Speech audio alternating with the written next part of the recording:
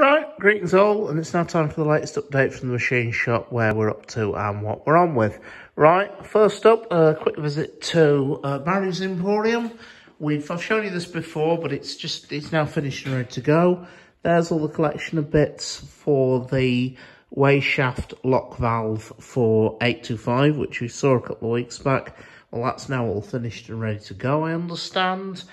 And then also, if we come down here, I waved the camera at these motion parts off 44806. Well, Barry's starting to do the new pins for them, because there's one there, there's another one there starting to go in, and he's also been busy with other bits for 825 today. So, okay, so we'll see what else we've got going. Right, as threatened last week, these are the bearings of the tender brake way shaft of the 9F. The problem we've had is that the way shaft has been jamming in these bearings and so failing to rotate freely, so the brakes will apply and then they won't release. And so these have been removed from the tender. They're in here for a bit of rectification. What we've done here is it's two half shells. I've currently just tied them together with jubilee clips.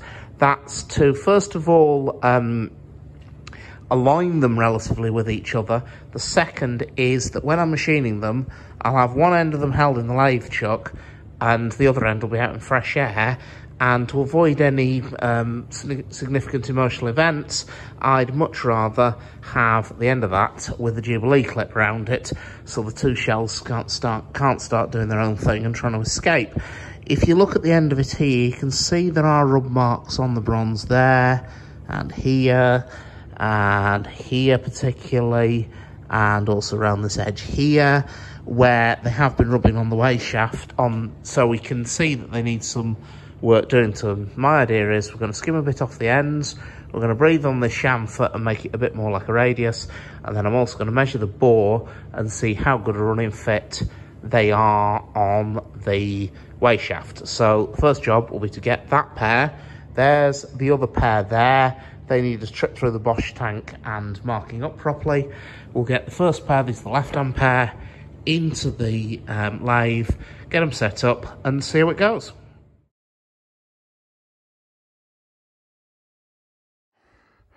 Right, on the 825 bush front, this is the last remetaled bush. It's the right-hand big end, and it's now been bored out to finish size and machined.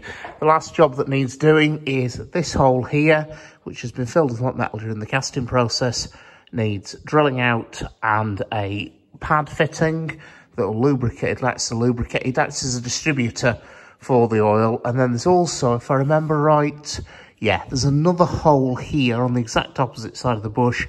That just needs drilling out, because that's there's a locating bolt goes into there to ensure that the oil pad is lined up with the oil distribution port, call it what you will, in the rod itself. So just knock that out and fit a felt pad. On the subject of felt pads, this is what they look like. These are new ones for the leading and trailing bushes. They're felt. They're cut out of a piece of sheet felt. Here's the offcut. As you can see, I tried to waste as little as possible. They're cut out of a piece of sheet felt with a hole saw, like one of those. And then the last thing these will need doing is they just need a little bit of fettlings to make sure they fit nice and snugly into the holes in the bushes when they're drilled out. And then these will be soaked in oil for as long as possible before they're fitted, to ensure that when they're put in there, they're already soaked with oil. And so when oil's first added, it won't take long for it to permeate through and start lubricating the bush as required. So they're all ready to go. There's another two of those to do. These are 1 inch diameter ones for the leading and trailing bushes. We also want some 1.5 inch diameter ones for the big end and for the two intermediate bushes. Subject to the intermediate bushes, they're there. And the last job to do on them is they need one last machining operation, which will set the length of the bush and hence the degree of side-to-side end float that it has on the crank pin. The idea is, with bushes, is that each bush has a end float of approximately a 1/16 of an inch. However, the intermediate bush will have sitting outboard of it here, the big end. And so what I was always told to do with those was you put no lateral clearance onto the intermediate bush. This was machined so it would sit on the crank pin, on the intermediate portion of the crank pin with no end float at all. And you put the end float from that bush onto the big end. So the big end actually has an 1/8 of an inch end float on it. And so the last job I've done is measure up the crank pin, measure the lengths of the various bits of it, because there's a stepped portion of the crank pin. The larger portion of the intermediate bush sits on, the smaller portion the big end sits on. Measured up those, worked it all out. So the last job is those two bushes need to find their way into the Mustang lathe and get them face down to length to give the correct end float. Once that's done, they also then need radii adding, because the end of the crank pin has a radius in it where it sits against the wheel. That's to prevent a stress riser occurring in the crank pin, and so they need radii machining into the white metal to clear those radii on the crank pins. And then once that's done, they can be trial fitted onto the crank pins and away.